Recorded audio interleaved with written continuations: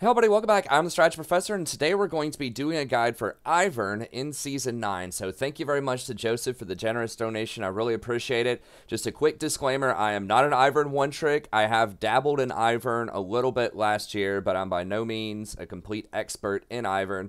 So special thanks to Joseph for trusting me to give him some good information here. So I'm sure there are, other Ivern guides out there from Challenger Ivern players and all of that kind of stuff. For people that, want that side of the equation, people with a lot of experience. My expertise more so on the channel, and I know people that follow me are probably aware of this, is just sort of thinking about League from a theoretical perspective, doing some good research, and just trying to provide some up-to-date, good information, and just talking through kind of the theory behind why Ivern might be picked, and where he might fit into different compositions at the time, his overall position in the meta, and just, of course, give you a breakdown of the abilities, some of the paths that he can do, some of the items he can get, and all of that kind of stuff. So I'm really coming at it for more of a relatively abstract intellectual space here in terms of Ivern instead of thousands of games of experience. So hopefully I'll bring you some good content, but I just wanted to bring that disclosure out there for anyone that might not be familiar with the channel. I am a diamond support main. I don't play jungle that much, but I think I'll have some good information for you here.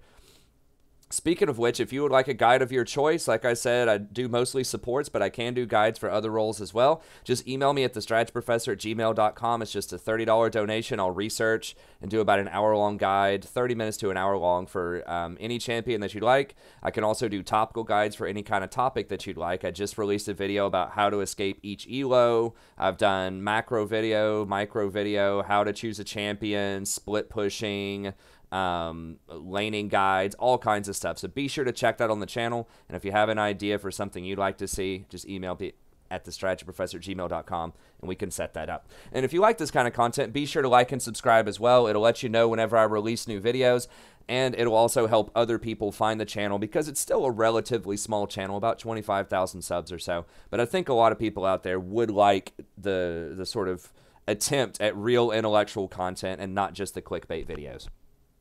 Okay, so let's go ahead and get in here. So Ivern overall is kind of at a curious spot in the meta right now. I think we're almost at an inflection point where he could be really strong again. Just to take you back in history a little bit, Ivern was considered very oppressive in solo queue by a lot of people back near the end of Season 7 and moving into Season 8, and he received a series of nerfs because of that. Now, he was never really a super strong contender in pro play. This was mostly just, I think, a lot of people really overestimating his abilities. I guess it was really in Season 7 there was where he was starting to get oppressive, and he got a ton of those nerfs. So probably near the end of Season 6 and into Season 7. And then in Season 8, we didn't see him a ton. But he was just kind of like Zoe in the sense that people were just very annoyed by him. He frustrated people. He's kind of like the Janna of the jungle of sorts, right? Where just all of his shields, all of his disruption just made people want to slam their keyboards. And so they gave him a series of nerfs. So what were some of these things that made him really strong? What has he retained from that to still be strong? Well, his shield, first of all, is very, very strong. So let's go ahead and just move over to his abilities here, where he currently is. The shield is one thing that has made him very frustrating in that it's a relatively short cooldown when you level it up. It goes to 8 seconds, which is shorter than things like a Janna shield and a Lulu shield, where at max level, those will be down to 10 seconds. So that's one thing. And then it also has a really high base value, right? So it's got a 220 base value, which is pretty high for shields by today's standards. I'm pretty sure if we look back in the history, it was 240 at one point. So it did get nerfed down, but a lot of the other shields got nerfed even harder. And if you remember, most of the shields got their duration lowered as well, right? So like Lulu's shield used to be 6 seconds, now it's 2 seconds. Janna's actually decays over time. So a lot of the shields got nerfed one way or another back in patch 8.12. Ivern's didn't get touched. Now his only lasts 2 seconds to begin with, but nevertheless, they didn't nerf his shield, so that kind of brought him in line with some of the other enchanters. It also does a pretty good chunk of damage. Now, once again, back in the day, this used to do much more damage. It also used to have, I think, an 80% slow at one point, even early on in the game. So the slow on it has been nerfed and the damage has been nerfed, but it's still pretty good. It did get recently buffed back up a little bit. I mean, 140 doesn't seem like a lot of damage, and it's really not. He's still terrible at dueling. We'll talk about that here in a second. But it has a really nice ratio on it, so it's still got the 0.8 ratio on each one, and the shield is, like I said, pretty strong this day and age. So having one ability that does a 220 shield plus, 140 AoE damage, each one of those components has a separate, 0.8 ratio, and provides a slow, is pretty amazing. It's a very, very powerful ability. The other thing that's really strong about him is Daisy. So whenever she comes out, she is a pet, of course, like most pets, like Tibbers or, something like that out there. Tibbers or Yorick's pet, the Maiden. Comes with pretty stock damage, or pretty stock health. Actually gets pretty beefy as you get up to level 16, though. 3750 is quite a lot of health. Her armor has been lowered significantly over time, and her magic resist, but still going to be strong. Has a pretty good move range of 420. It's notable that every single ratio scales with AP. And that's something you'll notice with Ivern, is he has really, really good AP ratios. That's what makes Athene's Unholy Grail really strong on him, which we'll talk about again here in just a second. But I'm just working through the abilities here. So you don't have to, buy a bunch of health to give her health. You don't have to buy a bunch of armor to give her armor, right? You can just stack all AP, and that will give her a lot of extra survivability. So that's pretty good. Now, realistically, is it going to be like a zillion health? No. I mean, even if you have 200 health, right, it's only going to give her 100 extra health, off of that. But it is nice that everything does scale with AP. The damage is pretty significant, though. If you'll notice, even at level 11, she only has 100 base damage. So if you can get to 150 AP by that point, you can almost give her 50% more damage. So that's pretty nice. So she is quite strong, and then every third attack does knock up enemies in a line, so it can be AoE for 1 second. So if you combine this with like the slow on Ivern's shield, the knock up on Daisy, and then Root Collar being able to root people in place for up to 2 seconds, that's a whole lot of disruption. So he's just very sticky. In fights. It's very difficult to do what you want to do, to maneuver and get on the targets you want to get on when you've got Daisy and that shield and Root Collar and all this stuff just constantly gumming up the lines and making it difficult to move around.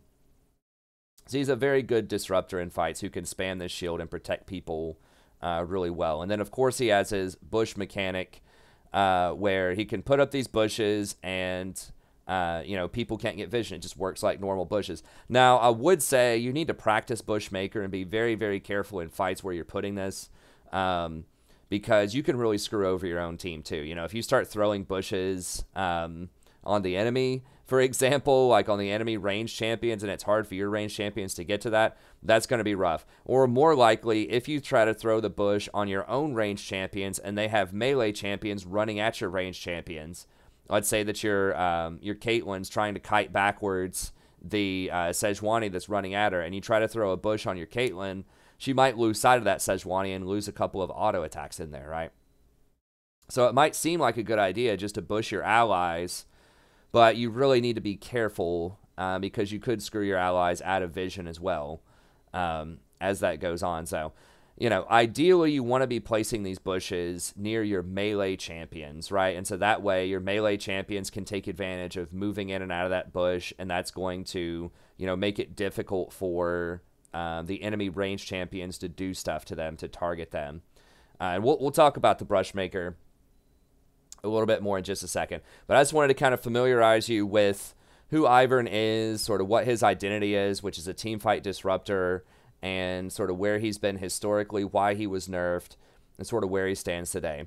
Another thing that really sets Ivern apart when we start talking about his itemization is that he buys enchanter items. And this is another major reason that he got nerfed, was that he basically cheats the curve. So if you think about most big ticket items for a lot of champions in the jungle, especially damage dealing champions, they're going to be, at least 2,900 gold for kind of your Dustblade and your Ghostblade type of stuff. And then once you start completing Tiamat items, you're getting to over 3,000 gold per item. So most of those items are going to be floating around 3,000 gold to complete. A lot of Ivern's items, if we go through and look, are really supposed to be for supports who are on a lower gold economy, right? So Redemption's 2,100 gold, Athene's 2,100 gold, Ardent Censer 2,300 gold, Knight's Vow 2,300 gold. So Locket, I believe, is 2,200 gold, 2,200 or 2,300 gold. Shirelli is 2,100 gold. So that means that he gets these items a lot faster. He gets his curve a lot faster than other people, and so he can hit those power spikes and be a lot stronger for early team fights. So this is something that historically has been a problem to balance champions like this who end up buying support items. Just think of like, you know, a lot of different people who are getting Targons, for example, back in the day, which was designed for support economy and such. So like GP getting Targons top lane, AD carries getting Targons in the bot lane. Ivern has been the biggest abuser of support items, not actually being a support historically, because he's able to cheat this. And if you're not sure what I mean about that, just think about this. You know, when someone completes one of those 3,000 gold items, Ivern's already halfway to his second item, right? So he's already completed his redemption and he's halfway to Athene's. And then, you know, once someone completes their second item as a damage champion, so once you get, you know, your Dustblade plus your Ghostblade or something on a Kha'Zix, it's totally possible that Ivern could almost be on his third item, you know, because Dustblade, Ghostblade is going to be 4,000 gold, or that's going to be about 6,000 gold rather, right? So it's about 3,000, give or take, is 2,900.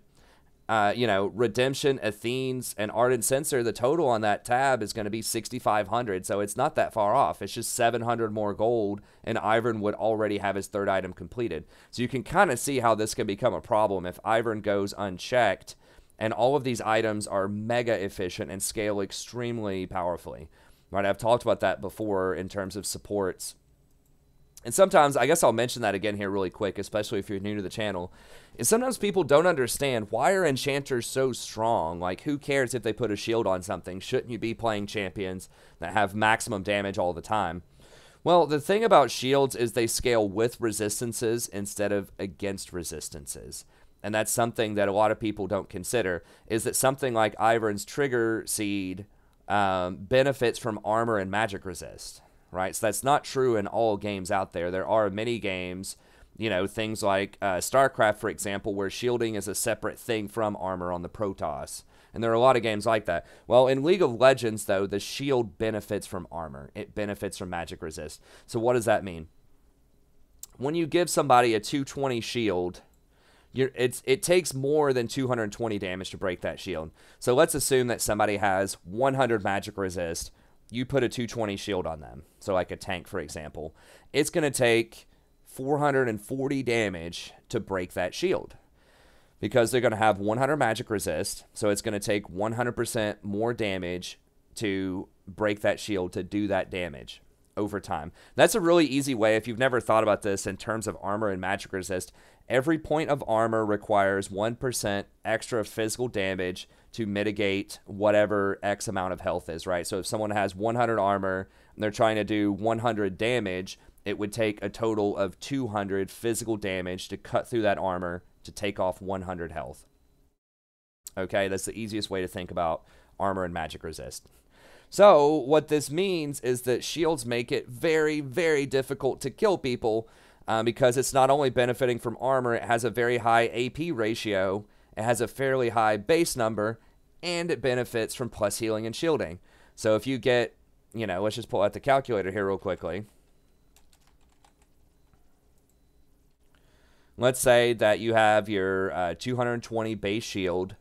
Let's say that, let's just be, let's just make it simple and say you have 100 AP. You'll have way more than that by the time you have this maxed out with this build. But let's just say you have 100 AP and 20% plus healing and shielding, right? So let's just say that you have your Redemption and your Athene's Unholy Grail.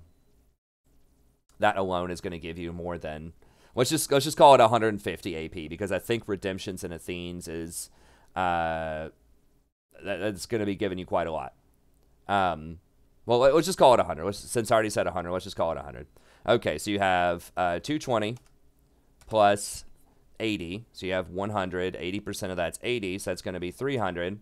Now you have 20% plus healing and shielding.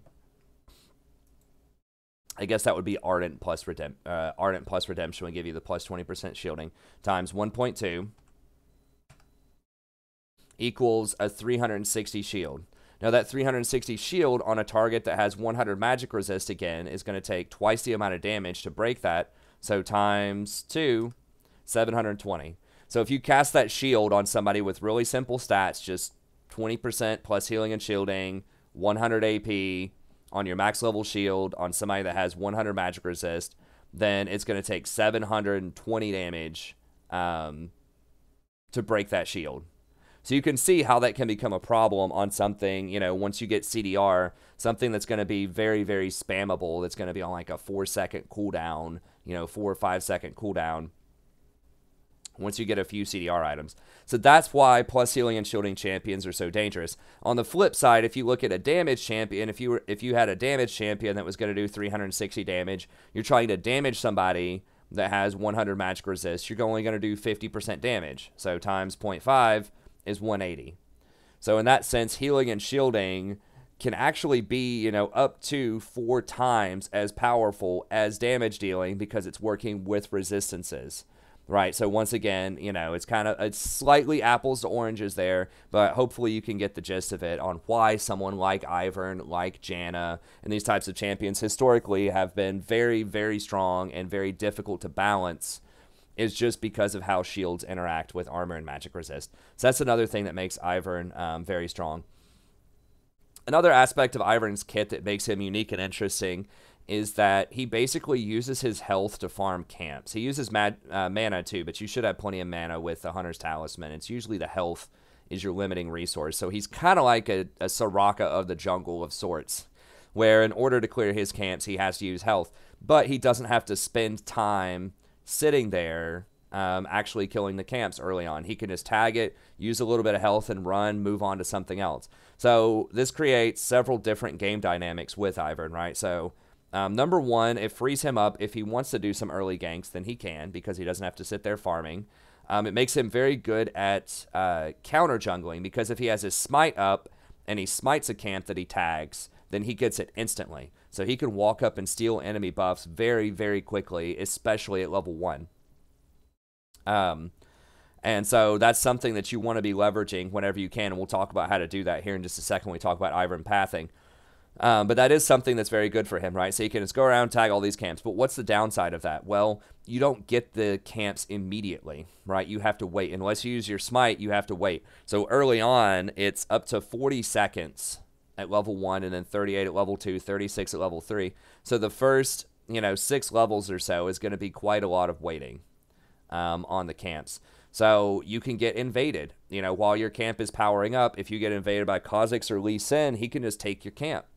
Right, he can bully you off that camp. If you just spent, half of your HP tagging 3 camps on your red side, you didn't keep track of where Lee Sin was, and he comes up and invades you, you're probably not going to be able to fight him, because Ivern is a terrible duelist early on. He really needs Daisy to be able to do stuff. Daisy's not that great early against enemy junglers because they can smite her, which we'll talk about here in a second. And yeah, a lot of his kit is just predicated on being around allies and getting help from allies. Root Collar is not going to do much damage. Your Trigger Seed is not going to do much damage. So you're pretty helpless in the jungle if you get invaded. So it's very, very crucial that you understand enemy pathing, you're able to predict it, and you plan your camps around that, especially because there's going to be this 30 to 40 second delay between when you can get your camps. Because it's possible you're going to be at a lower experience level. So, if Lee Sin, for example, just clears his red and then clears his scuttle and goes and invades you while, or like maybe gets 1 extra camp, gets raptors or something like that, pops level 3, and then goes over to invade you while you're still level 2 before your camps mature or before you get your second smite, that's going to be a big problem because he's going to be a higher level. You're going to be lower on health. You can't really fight him back. He's just going to take your stuff. Okay, so you are vulnerable because it uses health. And the delay on getting the experience, especially on that first clear, can be a really big deal because other junglers who have, fast clears can be a higher level and come in and bully you out while you're waiting on those camps to mature. So it can be useful. He can be very good for invades. This can be very useful, especially in the mid game, because you can just run around and tag your camps and then go gank. or, go take a dragon, or, go do something else, go invade the enemy, take their camps while your camps are maturing. But it just adds one extra thing just to be aware of. How low do you want to be on health before you try to go gank off of these things? When should you go gank versus go collect your camps? Which camps should you tag in which order? Part of that's going to depend on where the enemy jungler is going. So it really takes kind of some next level meta sort of macro considerations when you're playing Ivern to make sure that you're doing it properly, particularly in the early game, because as I keep saying, he's super vulnerable to getting invaded in the early game duelist junglers, which are very popular right now. Now, they might move out of popularity very soon because I think they're trying to bring tanks back. They've already buffed Sejuani. They buffed Ornn. I think they're buffing some of the tank items on the next patch. I can't remember exactly what they are. I think it might have been... they're nerfing Challenging Smite. I thought they might have been buffing Cinderhulk. Maybe they just thought about it and that hasn't gone through yet. But they seem to be making a concerted effort to try to bring tanks back into the fold a little bit more. And a couple of patches ago, they did buff the Enchanter items back, right? So they made Ardent Censer and Redemption a lot stronger again. They gave them their 10% plus healing and shielding. They gave some of that back, so that's really good for Ivern. Okay, but let's just sort of walk through. I've sort of touched on his abilities really quickly, but let's walk through how you can optimize some of these abilities and which ones you should max and when. So you should be maxing your E, then your Q, then your W. So I already talked about the E a little bit. You want to max this up whenever possible. It was immune to the shield apocalypse. You can shield Daisy. You can't shield towers like Janna can. You can't shield other... I think you could still shield other people's things. I don't think you can shield your own creeps. So you can't shield your cannon minions and things like that. I'm about 99% sure that you can't do that. But you can shield Daisy. So that's really handy, especially if Daisy's running at the enemy. Throw that shield on them. It'll pop them for that slow. For up to whatever it is these days, up to 60%. So that's a really good way to run people down. And if they get slowed by the shield, then Daisy can hit them 3 times, knock them up, all that kind of stuff. So that can be really handy. And it has great scaling with AP that we mentioned before. So you really want to try to get things like Athene's and Ardent Censer somewhere fairly early on in your build whenever possible. Okay, so that's pretty self-explanatory. Max the shield, put the shield on people that are low. It's really great for putting on your front line because of those slows on people a lot. Keep in mind that that shield does trigger the Athenes, of course. So getting it to that lower cooldown and just spamming it on people that are low on health is also good. So... sometimes it might be kind of stupid to put a shield on someone who's not actively taking damage, so to put a shield on like your 80 carry or something like that. But it can kind of make sense on Ivern if you have a lot of blood charges charged up, even if your 80 carry is kind of on that back line and not immediately taking a lot of damage. Sometimes just give them that 200 or 300 heal can be very useful and give them the confidence to get back into the fight. So just keep in mind that that shield will actually heal people when you get the Athene's Unholy Grail. So usually you want to shield low targets that are actively in combat as usual, but it does have that little bit of extra healing to it that is worth considering. It can also help your 80 carry kite people back, right? If you do have a melee person on them, you know, they have a Sejuani in their face or something like that, that slow can be very relevant. Okay, so shield's great, pretty self-explanatory for the most part how you want to use that. Q. Now, this is something that is really interesting, and I'll pull up the map here really quick, and we'll work with the map a bit more here in a minute. But Q has its sort of very obvious use, which is hit enemies, stun them. Think very carefully about whether you want to follow up, right? You don't have to click on them. It's like a thresh hook. Sometimes just hitting them with that just to slow them down a little bit is enough, right? Just to let other people hit them with skill shots. Because, you know, if you hit that Q, you know, on a Kha'Zix or something like that, and you try to go in by yourself and no one follows up, he could just turn around and, you know, one-shot you if he's really fed, right? So you want to be, you know, very thoughtful in whether you go in or not. The most greedy build of Ivern that's very strong with the Redemption, Athene's Unholy Grail, and Ardent Censer, you're going to be super squishy, okay? So think very carefully on whether you want to go in. Daisy will go in automatically. You can pull her back if you want to, but she'll go in. And remember that your enemy or your ally melee champions can also click on that, right? So your own Kha'Zix can click on it to go in. Your tank, like your Sejuani or whatever, can go in. So he works very well if you do have tanks. Or people that can get kited easily that want to be into melee combat, like a Darius clicks on it or something to get into close combat. It's a great combo. So just think carefully about that. You don't have to go in. The other like really great use of this is it allows you to zip around the jungle pretty easily. So you can Q onto enemy camps and it won't do damage to them. So it's not going to aggro the camp if you hit him with the Q. I'm pretty sure it doesn't aggro the camp if you hit him with the Q, because he can't damage camps. And that allows you to jump over walls and just move around. So, you know, you want to master this and sort of work your way through it. So a really common one is you can Q the golems, jump over that camp. You can Q like red buff, go over that camp. You're trying to invade the enemy, you know, you can Q, go over the blue. So like if they warded here, for example, and you're trying to go in and steal their blue, you could come in here and just ward over or like Q over this to get away. You know, you can Q over Baron or Dragon Pit to get away. Just your standard. It's basically like a Lee Sin Q, if you're familiar with that. It just doesn't damage the camp, so you can jump through those walls. So you want to master how to move around the map like that, you know, move through golems. If you're coming up from blue side, you know, you can save a couple of seconds by just queuing over this camp instead of walking all the way around. And every second counts in the jungle, so just keep that in mind. Now, unlike Lee Sin Q, I'm about 99% sure it does not give vision whenever you hit your Q. It might. It doesn't say here. Like I said, it's been a while since I played Ivern. But it just says that it roots them for the duration. It does not say that it gives vision. I'm pretty sure it does not give vision.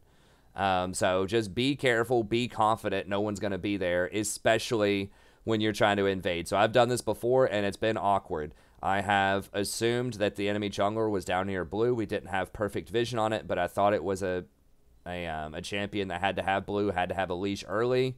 You know, and I think I went up and just like started here. I put a ward here, didn't see anyone moving around. I was like, okay, we're good to go. You know, level 1, queued their red, went over it, and then I was like, oh god. And they were, you know, the jungler was there with their top laner, and I died. Or I think maybe I like flashed back or something. But, you know, avoid those awkward situations. Just be very confident that whenever you go over, you're not going to run into somebody else. So Q is a good mobility. It is good CC. It can be a great gap closer. Just make sure that you're going to be safe when you do it.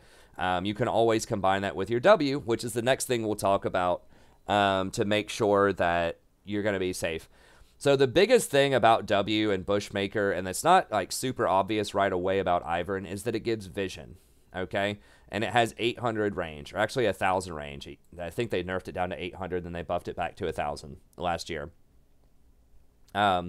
So it gives you vision. So you can put this in enemy brush, as weird as that sounds, putting your brush in the enemy brush, but it works. It gives vision. So if you try to walk up and ward, you know, ward range is about 450, right? So you have to walk up pretty close to drop a ward over something. But with this 1,000 range, it allows you to be much, much safer. So if you're not sure, you know, obviously level 1, you're not going to have Bushmaker, so you're not going to be able to do that. But if you're trying to go steal their buff once it respawns, you can use Brushmaker, see if it's there. You can check the bush here. You know, if you're not sure if there's going to be the enemy jungler over here, you know, you can use the brush here. So that's probably the best use of it. It's just to use the brush, to check other brush, to make sure that you're not going to get counter ganked by the enemy, and just to kind of see where their buffs are, grab their timers and things like that. So that can be very helpful. The other use of it is that it makes him ranged. So he has pretty decent bonus attack damage. You're not going to get a lot of points in this, but it does have a 0.3 ratio. But getting an extra 60 damage per attack can be very useful. And if you have red buff or something like that, it can be very nice for applying slows to people as well. Makes it a lot easier to hit your Q. So like a common combo, if you have your red buff, would be, you know, you're rolling up on somebody mid lane. You drop a Brushmaker on you to give you that range.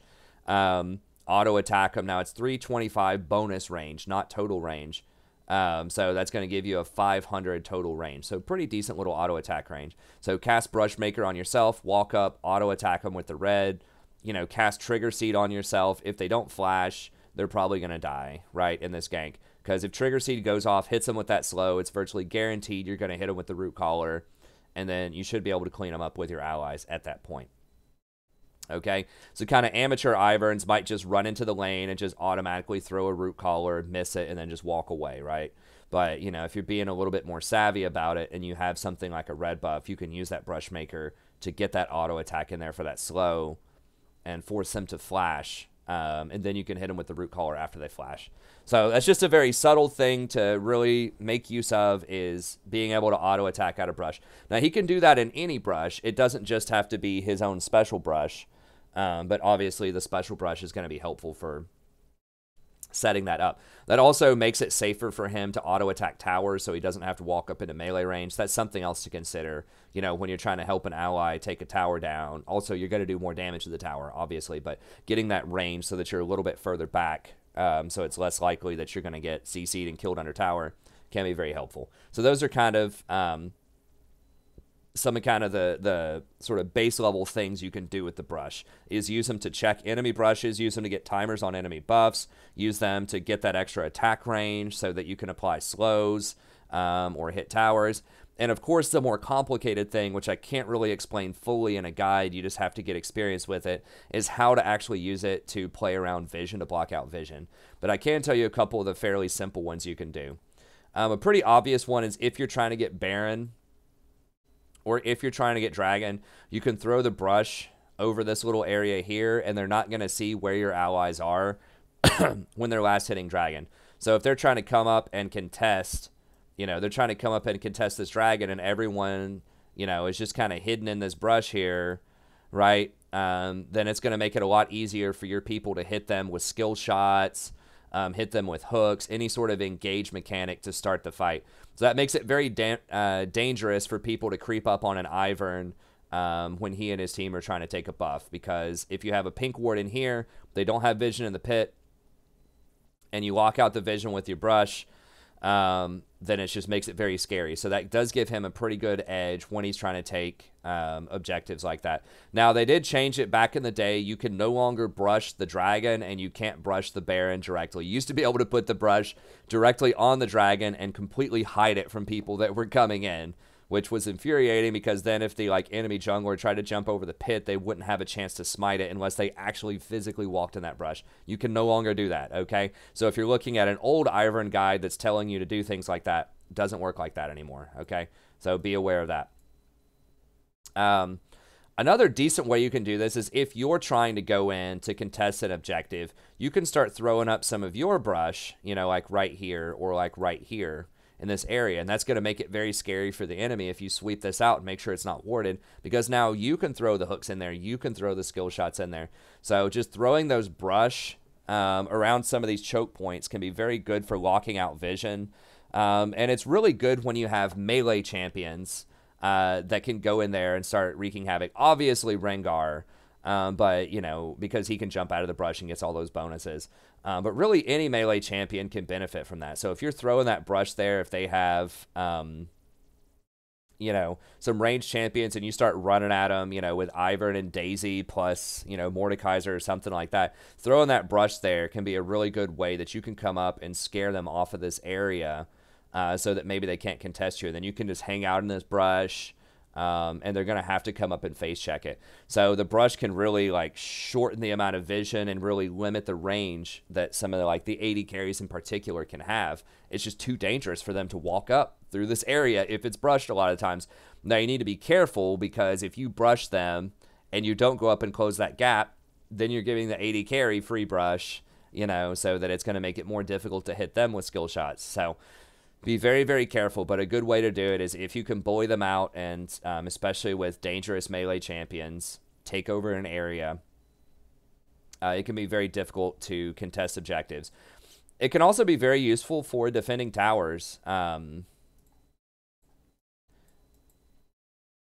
this over here. So if we look at this mid-range tower or mid-lane tower, obviously the brush is not going to cover up the tower itself, but it can cover up people who are defending towers, right? So if you, you know, throw your brush down, you know, like right here, it's really scary for someone to have to come up to try to hit this tower when, you know, some of your ranged champions could be anywhere in here. You know, the Blitzcrank could be in here, the Lux could be in here, Thresh could be in here. Anybody could be in here to throw these, you know, skill shots and hooks out of this brush.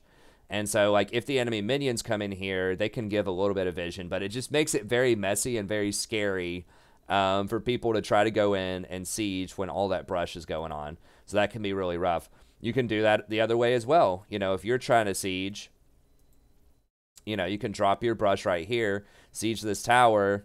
It's going to be scary for them to try to come out and engage on you. You know, how is that?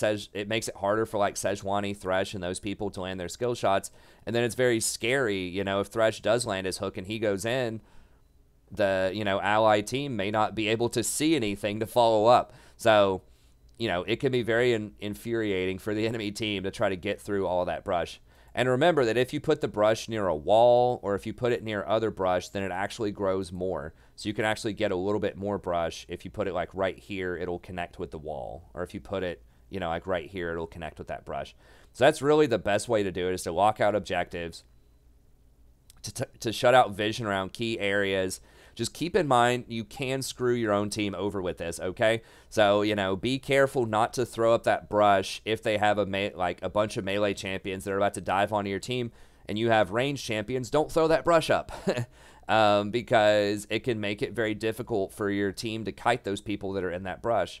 Or if they take control of an area, so like if, you know, you throw a bunch of brush up right here, but then the enemy minion wave's coming up there, and they're just like walking at you with really scary champions menacing you, or they drop a ward in that brush and gain control of it, then all of a sudden they have the brush, and they might be able to push you back and hit you with those skill shots. So it takes a lot of practice to figure out where to throw this brush down, where not to throw it down. Usually in most fights, you want at least one piece of brush for yourself so that you can auto-attack a little bit. But just try to be aware of that, right? Try to be sensitive to that you might screw over your ranged champions. So that means that Ivern is going to work much better if you have kind of melee champions on your team that can get into that brush or that can really threaten people with skill shots. So it's great to put him with things like Blitzcrank, Thresh, Pike, just anything that has dangerous skill shots. You know, Lux, Zoe, things like that are really going to be your best bet, because then you can safely put that brush down kind of near your back line, and it's going to be super scary for the enemy team to invade. Or obviously if you have cases like Rengar or Caitlyn, remember she gets that headshot mechanic where if she's sitting in brush and auto attacking, she gets her crit shot or her headshots twice as fast. So it can be really nice when you're sieging just to go ahead and put some brush up for Caitlyn. She can also put down traps in the brush, which is doubly frustrating for the enemy. So he's a very good combination with Caitlyn as well. Not as a support in the bot lane. We're not covering support Ivern. Support Ivern has a lot of problems. But this is just something to consider. If you're like on the fence, I don't know if I should play Ivern or not. You've got something like a Thresh Caitlyn bot lane. You know, that could influence what you want to do, because you're like, wow, that would be really good for sieging. With Ivern brush. So brush, very complicated. You could probably make an entire video about optimal uses of the brush, but hopefully that gives you a couple of cases to start thinking about how you might be able to use it. Okay, and then Daisy, I've talked about her a lot. She's just a really good disruptor. A couple of things to be aware of with Daisy is that the enemy can smite her, and smite does a lot of damage. So early on, you know, that smite before you get to level 11 is going to be like half of Daisy's health. So, you know, just remember that just because you have Daisy doesn't mean you can necessarily duel that Kha'Zix or that Lee Sin, because they might just be able to blow her up super fast, right? You know, because it doesn't take much. A Lee Sin Q, and then smite the Daisy, and then connect with that Q, and that's probably 80% of her health gone.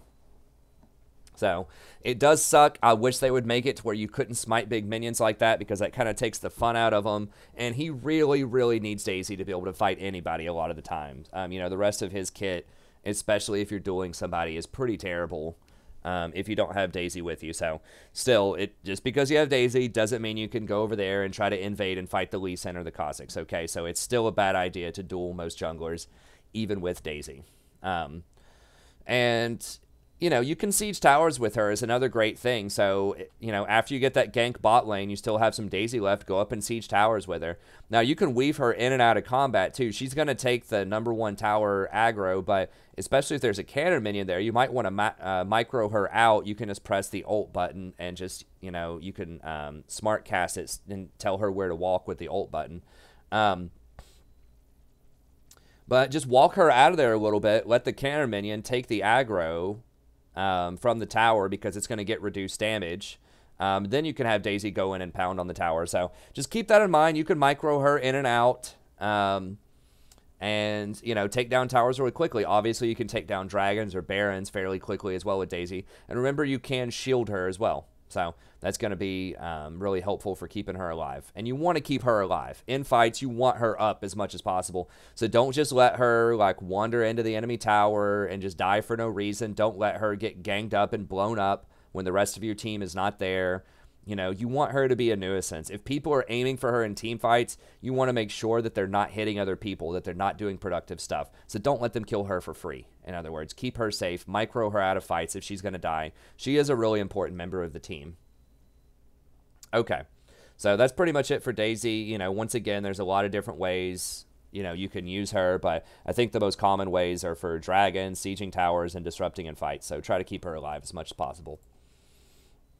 Okay, so overall strengths of Ivern, awesome scaling with enchanter items. We talked about that. He gets to skip the power curve and get really far ahead of other champs, just in terms of overall raw gold efficiency if he's not disrupted. He has very tricky pathing because he can take anything, right? He can take the enemy buff immediately at level 1. And, you know, a lot of junglers will either be very good at single target stuff, they might be good at multi-target stuff, but most junglers have certain camps they prefer over others. You know, Kayn loves to start raptors. You know, champions like Fiddlesticks are going to be terrible at raptors. And so Ivern can do anything, right? He can take any camp, anytime, anywhere, because it's just as simple as clicking on it, waiting for that camp to, you know, come alive with his passive, and then take it, right? So that means he can go anywhere, anytime. So if you're a really smart macro jungler, if you really get used to Ivern, then he can be a menace because people just don't know where he's going to be. He could be anywhere, right? He doesn't have to have a leash early on. That's another thing, you know, so your bot lane can do something tricky. So if they want to go down here and, you know, hang out in the enemy tri-bush and make a play there, or hang out down here and make a level 1 play, they can do that because you may not have to leash for them. So he opens up for like some really savvy teams. He opens up a lot of different gank paths and a lot of different opportunities for teammates. Another thing is he gives away the buffs, right? So once you get to, I think it's level 5 or 6, usually by the time your second buff comes up, you can give those buffs to people. So you can get blue buff and give a blue buff to your ally. So that's really, really helpful. If you steal the enemy blue buff, that can also go over to allies. So he multiplies the buffs that your team can get, which can also be really powerful.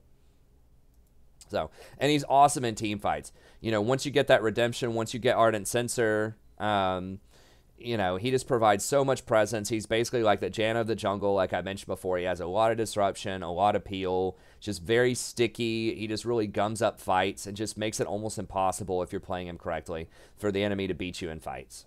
Particularly if you have a couple of tanky champions or self-healing champions, then it's just almost impossible to deal with him.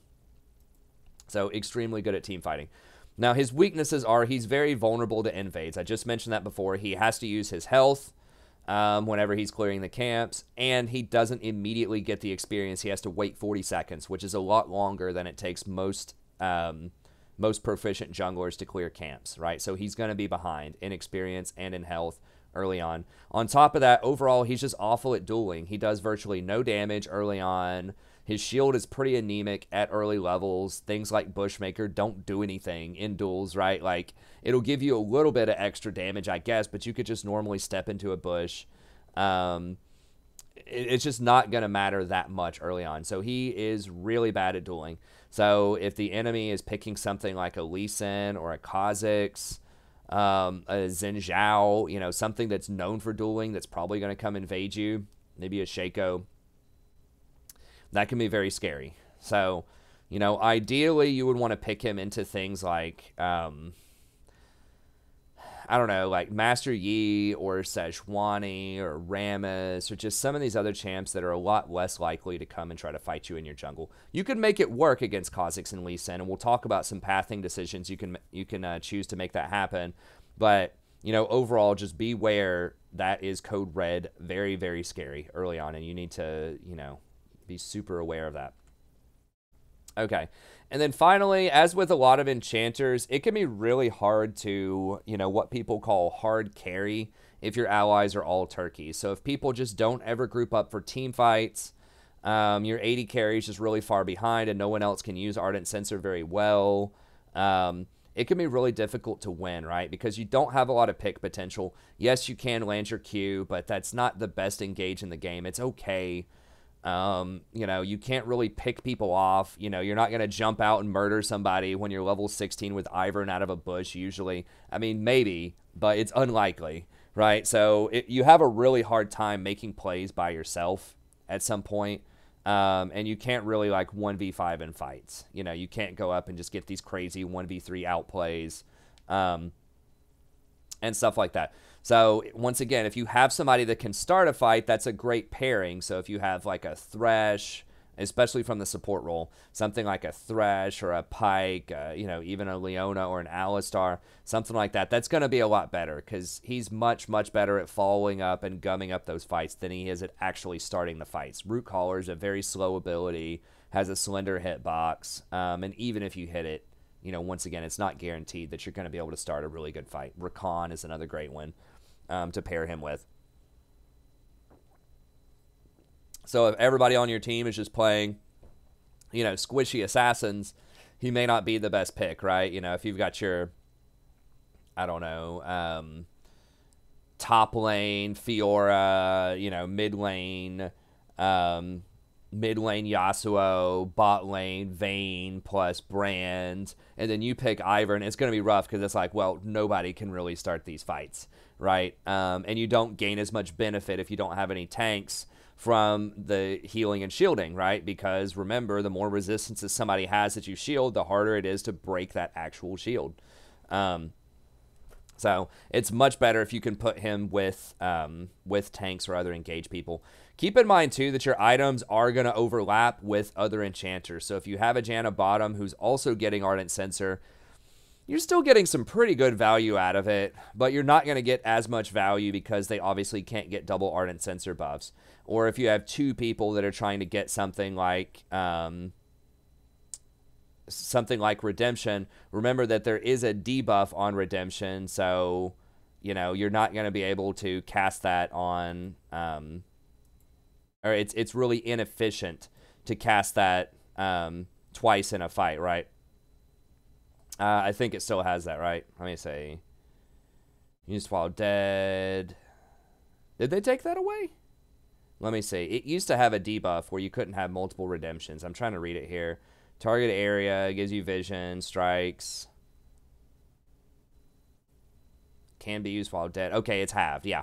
So they get a debuff, and you only get half the healing for 12 seconds after you've been redemption. So if you're dropping a redemption in a fight and Janna's dropping a redemption in a fight, it's going to be a lot less effective. So if other people are building your items, it's not going to be as good. So you really want to pair him together with tanks that are going to have things like Zeke's and Knight's Vow to help protect your AD carry and maybe add on some more damage, or just a raw damage champion like Zyra or Brand. I know I just said that he's not amazing with those, but that can work as long as you have engaged somewhere else on your team, right? As long as you have, like an Ashe on your team or an Ornn top or, a Lissandra middle or something like that. It can definitely still work.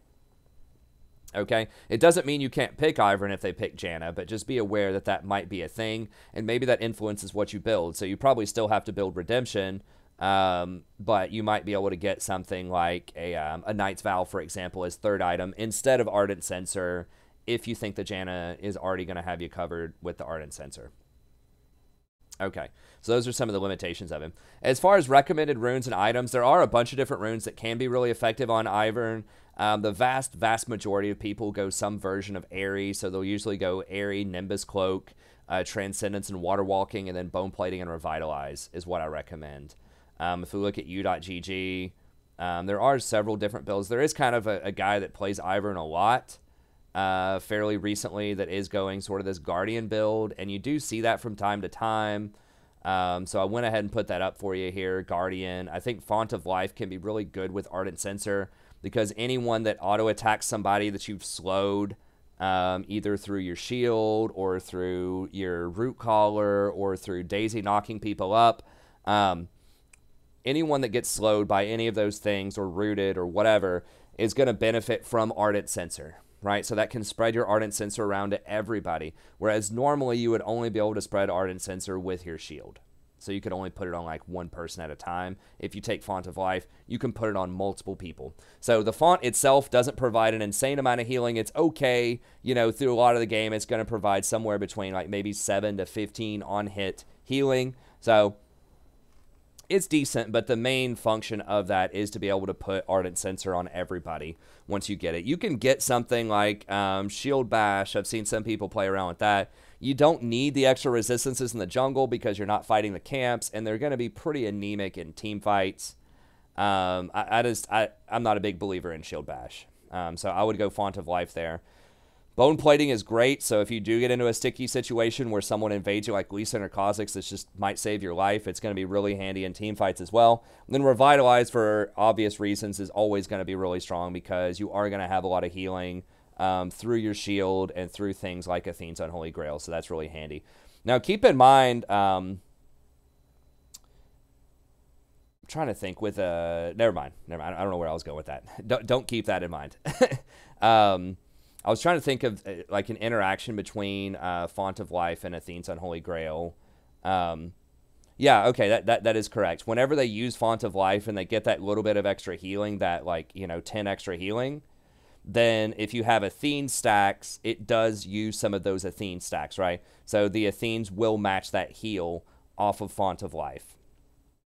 So whenever you heal people, let me pull up Athenes because it is kind of a confusing item here.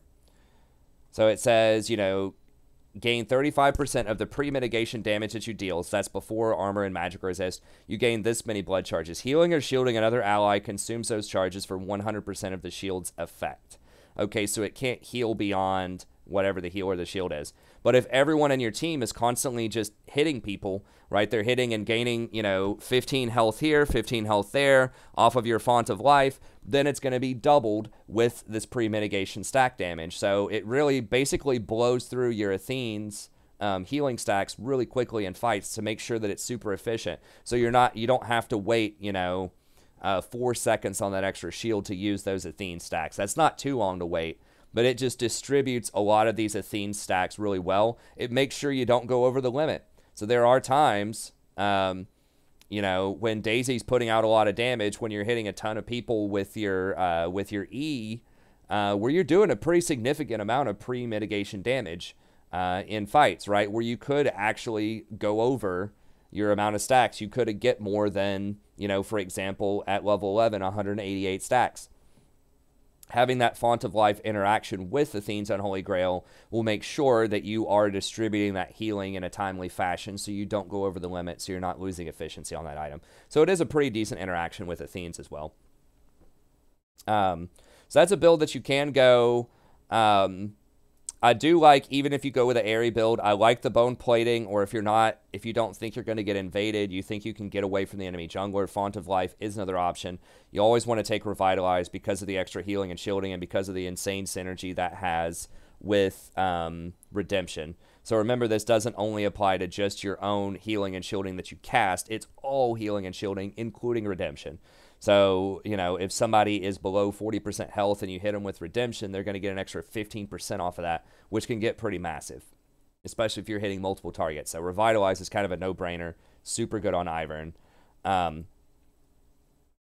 Now, you know, Airy versus Guardian is what, you know, and Water Walking is good. That's going to let you rotate faster, gives you AP. You know, if you team fight in the river, so that can be very helpful. You're mostly doing it for rotations, though, and so you can get around a little bit faster. Transcendence does give you that 10% missing CDR from the build. You're usually going to have to get mobility boots, and you're going to have Redemption, Athene's, and Ardent Sensor. You don't usually level up your jungle item as Ivern. We'll talk about that here in a second. But that can still be pretty useful. And then Nimbus Cloak is just going to let you, whenever you cast your ult, you could run away if you're in trouble. Or it can let you run in to follow up with Daisy as she runs in. So once again, not amazing because you have a pretty long cooldown ult with Daisy, especially early on. You don't necessarily want to be running right into the middle of stuff a lot of the time as Ivern. Sometimes you want to, be hanging out in the back, casting bushes, casting your Qs, your shields, all that kind of stuff. But it is okay to have. Some people will go for the spell shield instead at Nimbus Cloak. So what it really comes down to a lot of times is, do you want Aerie or do you want Guardian? So if you're going to have short burst fights, if both teams have a ton of damage, fights aren't going to last very long, then Guardian can be a lot better. It does give 2 shields at once. It gives a shield to you and it gives a shield to your ally. So it's very good at protecting you from assassins as well. So keep in mind, Aerie can never affect you. Guardian does affect you. Okay, so if you think you're going to get targeted out in fights, Guardian could be a good choice. So it also gives a bigger shield than Aerie for most of the game, right? So Aerie kind of near the late game is going to give like an 80 shield, which is really good. Has a 0.25 ratio.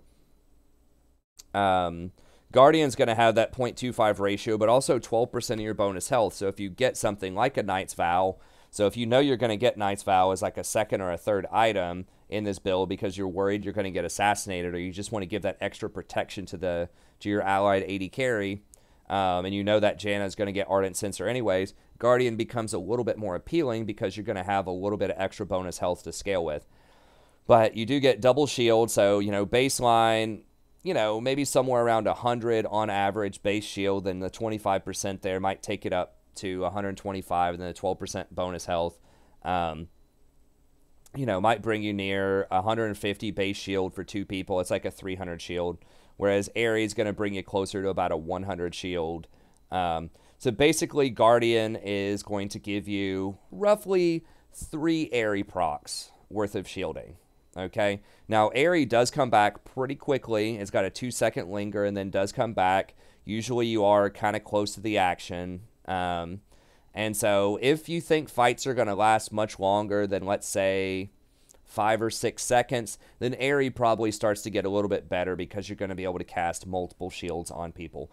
Now, keep in mind, though, you really have to time Aerie to get maximum efficiency out of her in fights, too. Because if you just use an auto attack and hit somebody, for like an extra 40 damage, that's okay, but that's not that great in team fights. You really want to be using the Aerie for shields. So if you can watch Aerie, keep track of her, and then once she is about to return to you, just wait, hold on to your shield, wait till the shield comes back up, then you can cast Aerie over there.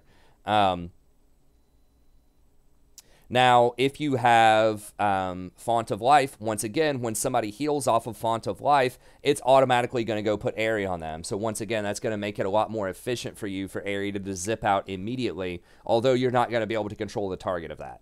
So it could be somebody who's, basically full health that attacks somebody. They heal like 1 HP off of Font of Life. Your AD carry heals 1 HP, and then Aerie all of a sudden goes over there on them. So that can be a little awkward. But basically what it comes down to is Aerie is harder to micromanage. You want to make sure you get your shield version out of that. So you want to make sure that you're saving your shield right when Aerie is about to come back to you. Put your shield on somebody that matters. Your E on somebody that matters, so that it uses the Aerie shield version versus the Aerie adaptive version. With Guardian, you don't have to worry about that. It's just going to trigger, whenever somebody gets hit. Right? And so this is much better at preventing all-in burst, but it's going to give less healing and shielding over time. It also does give 20% bonus movement speed for both you and your allies. That can be very relevant for kiting people or running people down. So Guardian's good if it's a quick fight. Aerie's probably going to be a bit better if micromanaged correctly in longer fights. So those are the 2 things that I would consider. As far as, which secondary runes and things like that you get, I think that these are probably a little bit better because each one of these are really good versus Nimbus Cloak is kind of whatever. Transcendence is good. But I think that the secondary runes under the Guardian tree are going to be a bit better. Now, there are a lot of Iverns out there that will also spring for Futures Market or Cosmic Insight. You can get these instead of Bone Plating or Revitalize. Do that at your own peril. I think these are extremely strong. But if you already have Guardian through Revitalize, you can still go back and get something like Water Walking and Transcendence, and that's legit. But you can also get Cosmic Insight is really good on him because he is going to get that active early with Redemption, and that also applies to his sweeper, so he's going to get to sweep a bit more. And then the 5% CDR is very important as well because Daisy is so important, and she's on such a long cooldown early. So Cosmic Insight's a no-brainer. Futures Market, I'm a bit more skeptical of. I'm not really sure why people get this rune. There are certain item power spikes that are good, but I just don't know of any on Ivern. I guess if you spike and get Redemption, but it just doesn't seem like one of those items where it's like, I gotta have this right now and go start murdering everybody. You know, it's like, it's a handy item, but you know, Futures Market is one of the only runes in the game where you actually lose gold. It's negative gold efficiency. So it's really tough to want to take something like Futures Market, in my mind, unless you are really, really confident you're going to hit a specific power spike at a specific window and leverage that for a major purpose, right? So to go contest a dragon or to go, you know, set up a 4-man dive bot lane or something. So if you want to do Futures Market, I really wouldn't do that unless you're probably much higher level than me, right? Unless you're like a Masters or a Challenger level player that has very, very specific Ivern knowledge and has a specific game plan with your team for how you're going to use that extra power spike. So that would be something to keep in mind. Magical Footwear is very good for supports, but for junglers, you really need to get your boots early, and particularly mobility boots with Ivern so you can evade the enemy jungler. So I probably wouldn't get those with Ivern. And then Perfect Timing can be okay, but you're not really going to build that into things most of the time. So it's useful sometimes, but not amazing. So I'm not a huge believer in the Inspiration Tree secondary, but it is something that sometimes people go. That one-trick guy sometimes goes for Ghost Poro and Ingenious Hunter. Those are cute. Those are okay, but I would probably stick with these two. So it just depends on whether you think you need Guardian or Airy, but I would get some combination of the two. Okay, as far as itemization goes, get a Talisman, Hunter's Talisman early on. Most people get a refillable to go along with that. I have seen some people get like a potion and a control ward. If you really want to track where the enemy jungler is going, you can do that, but you are going to be a little bit short on health for your first clear. The vast majority of people get that refillable potion. U.GG does a pretty good job of explaining what the basic builds are, and I agree with what they're doing most of the time. See, they have that Futures Market thing on there. I wouldn't do it. I would just go with something more reliable, like Font of Life and Revitalize, or Bone Plating and Revitalize.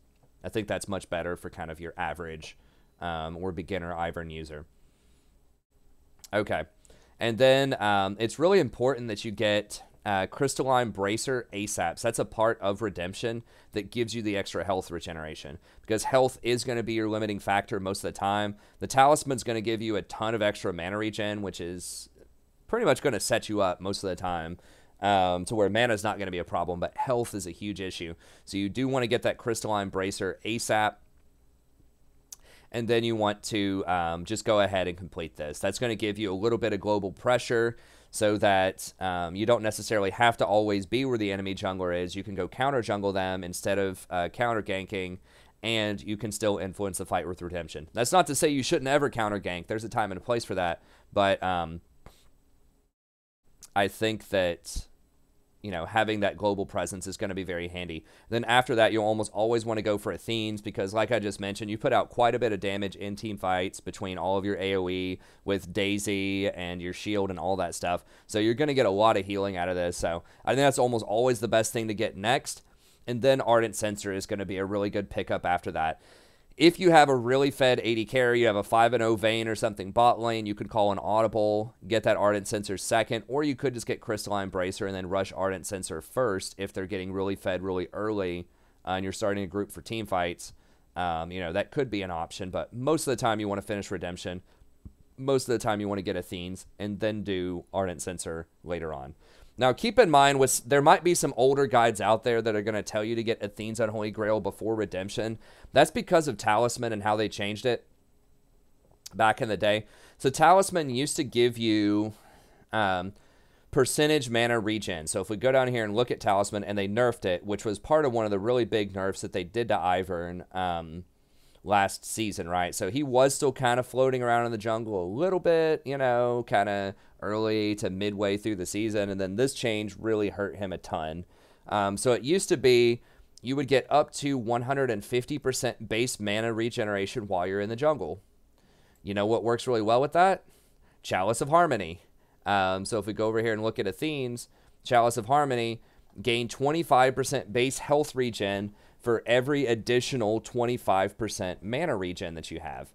So that means that under the previous talisman, you know, you could gain up to 150% base health regen in addition to that base mana regen, which was crazy, right? That means you were gaining something like, I don't know, 5 health per second, or even more than that, 5 to 10 health per second, fairly early on in the game. And so that's why if you look at some of those old guides before 8.10, they'll tell you to get Athene's early as your first item, because Chalice of Harmony gave you a ridiculous amount of health regen when combined with Hunter's Talisman. But after the change to Hunter's Talisman, people have switched over to going Redemption, because you have to have more of that health regen early. You need that Crystalline Bracer. So, you know, you do still gain benefit, and this is why you'll get Chalice second, from extra, you know, plus healing and shielding that you have. But it just doesn't stack very well with Hunter's Talisman. It does stack really well with Redemption. So remember, Redemption is going to give you 150% mana regen early. So once you complete your Chalice on your way to Athene's, then that will give you the 150% health regen in addition to the 50% health regen that you get off of that. So it does still combo extremely well, and then that transitions into AP after you no longer need that health regen. You know, once you're between levels, you know, around level 9 or so, I would say, then that transitions over to AP. So that's a really smooth curve, right? When you complete your Crystalline Bracer to get your health regen early, then you get your plus healing and shielding, complete the Redemption. That's going to give you that global presence. Get your Chalice. That's going to help you out through the mid game with your health regeneration.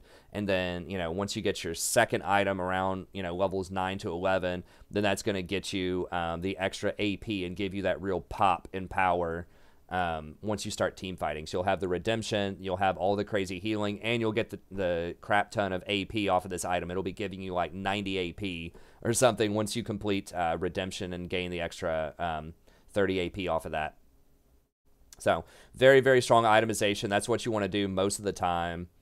And then, like I said, Ardent Censer is usually a great third one. You know, you're going to have more levels under your belt. You might be around level 12 or so. Ardent Censer scales by level for the on-hit damage and the attack speed that it gives, so that's really handy. And your AD carry is going to be coming online at that point. They'll probably have, you know, 2, maybe 3 items by that point in the game. Probably 2. And so they're going to have a lot more synergy with Ardent Censer. Another thing, if they have an assassin that's really fed, if you're getting murdered, or if a key target on your team is getting murdered all the time, if they just keep killing your Zoe, one-shotting her with Zed or something like that, you can get Knight's Vow to help out with that a little bit, combined with your shield, and especially if you take something like Guardian, that can be a whole lot of protection for people. So Knight's Vow is very good. Remember that Ivern is considered melee even when he's standing in the bush and gets that extra ranged attack. He's still melee, so you do get the full 12% mitigation there. This is really good, especially if your team doesn't have a tank and you might be taking a bit more damage than you usually would. Knight's Vow could be a good option. You can double down on the team fighting with Locket. So if your team has a really good team fight comp and you're really far ahead and you could force team fights, you know, you can force them to come fight you around Baron or fight you around Dragons or something like that. Then Locket could be a good pickup. So you could do Redemption Athenes and then pick up Locket instead of Ardent Censer, particularly if your AD carry's feeding, or if they just aren't playing a champion that's very good with Ardent Censer, like Ezreal, who's not going to be sitting there auto-attacking a lot. He's going to be chucking his Qs most of the time, or like Misfortune or something like that. So that could be something you could do as well. And if your team has a bunch of, you know, meaty bruisers, but you don't really have a good way to engage, Shirelia's could be decent. So if you have things, you know, like Darius or Irelia or Mordekaiser, Irelia can get on people. I meant to say like Illaoi, you know, Mord, stuff like that, where you just want to like boost your team in to start fights, catch people off guard. Shirelia's can be a decent option for that. It does synergize pretty well with Athene's because you get that extra mana regen off of Shirelia's, which converts over to AP. It's a cheap item. It adds a little bit of extra health in there, adds some CDR. So pretty good option there. So all of these are kind of like audible calls. The most common one is Ardent Sensor, but the other ones could be used for the situations that I mentioned. This guide's getting pretty long, so I don't want to spend too much time on this, but let's just talk about a couple of early clears you can get here and what you should prioritize. So the gold standard is if you can take an enemy buff at level 1. Now, most people know you're going to try to do that as Ivern, particularly, you know, once you get to Gold Plus, so be aware of that, but you can still make that happen. So what you'll want to do a lot of times, let's just say you start on red side, but you can do it on blue side as well. It just usually works best on red side because it's almost guaranteed they're going to start on the bottom here. Well, I guess they always start on the bottom either way, but let's just go with red side. You know they're probably going to start down here with a leash, right? And so your goal should be to try to get their blue. Now, one thing, you can try to tell your support or your AD carry to ward your blue, or at least ward your entrance here, like ward this scuttle is kind of the best place. You can ward that yourself as well. And in fact, that might be the best thing to do, is just to kind of walk down, make sure that you get it done, ward this. It can be helpful if you want to play mind games with them to let them see you down here, right? So if you, now don't get caught, but like if you know they're going to be around this area, just like walk through here, you know, see if like somebody spots you. That might lead them to believe you're going to start blue. So if you can get them to see you a little bit, or maybe you can just walk up over here, see if someone's standing mid lane. If they are, you know, just walk over this way so that they see that you're going towards your blue side, and then you want to loop back around and go this way. So see if you can play some mind games with them, see if you can show bottom lane a little bit, and then drop a ward like right here. And then that will see, usually if they're invading, they can get around and like, you know, potentially go this way. One way that you can work around this is if you put your ward like right here. That's kind of a weird spot for a ward. But if you put your ward right here, like kind of at the right spot, it's sort of difficult to see the angle there. But a lot of times,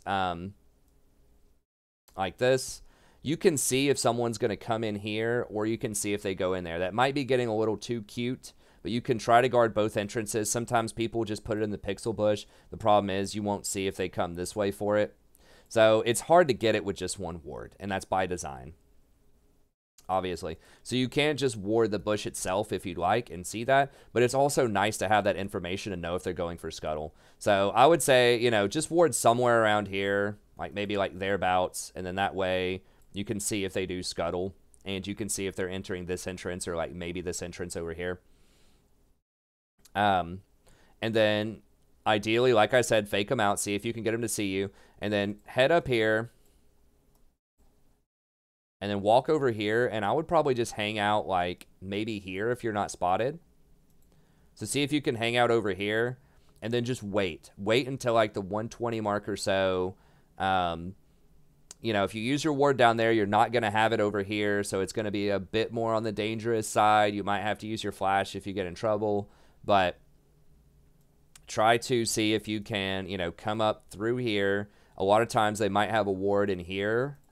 You know, the enemy might tell them to like ward this area or like ward my blue or something. Maybe they ward in here. You just want to use your Q, level up Q first, pop over here, grab the blue buff, and then just immediately leave. So grab your blue buff and just dash back up here. Now, the worst case scenario is they're there, right? So, you know, the top laner and the Kha'Zix are sitting at the blue. They next leveled you. You thought they were going to start bottom, but they didn't, and they started top instead. You know, if you're worried about that, if it's someone who could theoretically start anywhere as well, then maybe you can, like a new deer or something, then maybe you could come up and see if you can ward this. You can use your Q to check this bush and just ward their red and see if they start on it. Or you can try to tell their team to ward your red if you want. But ideally, most of the time, particularly at silver and lower, I think that, you know, they're going to let you have this blue. Now, they might have it warded, though. The top laner might ward it. If they do, then they might come over and try to steal your blue. So what you want to do in this scenario is run, smite this, dash over here, tag your blue. If you have this warded, you can see if they're invading. If they're invading, then run immediately down here, ping your team, and see if you can get down here and ward your own blue.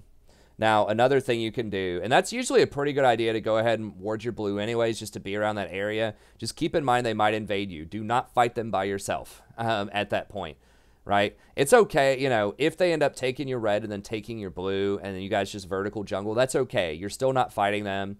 It's ideal if you can 3-buff them like this, but it's pretty telegraphed for most people that know Ivern. They'll know you want to do that, and so, you know, sometimes that can be difficult. But you can also bait the enemy team. You know, if your mid laner is able to get priority, right? So if they're able to push up a little bit, you can even tell them, hey, push up, help me at blue early on if they invade. Okay? So if they're pushed up like this, enemy jungler sees that you took his buff right there. He's going to be tilted. He tries to run over here and get your blue. Then your allies, in theory, you know, should be able to collapse on him and get an early kill. So that's kind of the dream scenario, is that either you get away with the 3-buff or your team gets the early kill. Now, you need to understand compositions to make this work, too. Like, if your bot lane is like Ezreal Janna and, you know, they're getting pushed in, they're not going to be able to help you with that. So if you see that you're getting invaded, look down bottom. Can your bot lane reasonably go help? Don't expect them to leave their tower here if they're pushed in to go help you. That's probably going to be a bad idea. I mean, they might be able to do it, but they're going to be losing experience. Okay, so that's rougher. So, you know, measure it up. If your bot lane is getting pushed in, if your mid lane is getting pushed in, just let them have this buff. It's fine. You still get 2 buffs, and then just buff your other stuff. So ideally, tag this, run down here, tag your blue, and then I would go back through. If you have some health left, tag whatever you can. I would probably tag Gromp, tag Wolves, and then your red should just about be back up by then. Go back up here, grab your red, and then tag your Gromp. So the things that you should be going for, you know, number 1, 2, 3, and then I don't remember exactly how much health you have left. It doesn't want to give me a 3. 4 might be Gromp. And then if you have health left, tag this. If not, come back over, grab your red. Then after you grab the red, you should have a little bit more health left. If you do, go ahead and tag your golems, and then go back and buy. Go back and get boots, and then start working that crystalline bracer ASAP. Okay, so that's kind of the clear that you want to do most of the time. You can, if you think you're going to be able to grab a scuttle, you can try to grab a scuttle. Like if you see the enemy jungler on the bot side down here, you know, maybe they took your buff, they're getting this scuttle. You could come over here and tag this scuttle and maybe, you know, come over here and start grabbing his Gromp. So if there's an invade, we'll go over that real quick. So let's say that they do end up grabbing your, so that was the dream scenario there. You 3-buff them. You clear most of your jungle, tag them, go back, get your boots, get your health regeneration, and then come back through and collect your stuff and just power farm to 6. Now, you know, if you take this, enemy jungler comes over here, for whatever reason, starts taking your blue. So you take this, you come over here, you get red, you notice that they're taking your blue. Then I would come through here, tag the golems ASAP, come over here, tag this, and then grab their Gromp and grab their Wolves, just depending on how much health you have left. Once again, the red will give you some health regeneration, but so this would be sort of your number 1, number 2, take a look, see the situation bottom. Are they invading? If they are, can you actually do anything about it? If you can't, no biggie, just give them the buff. Golems are the most important thing to take as well. A lot of people don't realize this. They give a ton of experience in gold, particularly for Ivern. Most people have a hard time clearing golems because it takes forever to beat through them. It's the same amount of time for Ivern. It doesn't matter. And so you really, really want to try to get those golems, or they call them krugs these days. Now, on the first clear, they give you less experience, but you want to clear them as fast as possible so you can get more experience. That's more gold and more experience than the buffs. Like, people think that red buff and blue buff give you all this crazy experience. They don't. They're about the same as everything else, right? It's 165 for red Brambleback, 165 for blue buff, 165 for Gromp, you know, 165 for Merc Wolves. So everything is about the same. 165 for Rift Scuttle. Rift Scuttle actually gives less gold than the buffs for a little bit.